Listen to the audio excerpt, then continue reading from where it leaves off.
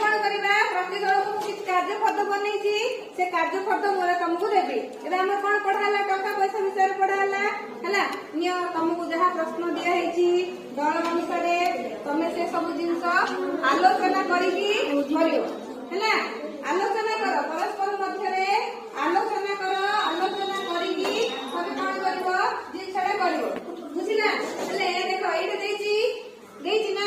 एटा देछि 50 टका हमरे गोल्ड जेती जिंस देछि से भितर 50 टका सहित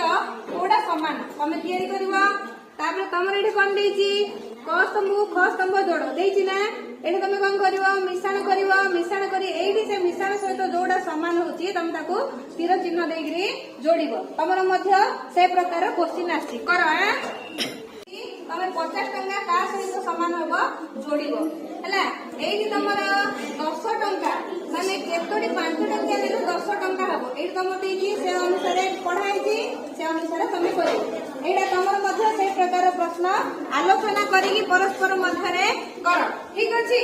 औ काई को दल प्रथम भाग देखिबा तमे आगो करिकी के को दल आसीकी मते देखैबो देखिबा हला ना ठीक अछि।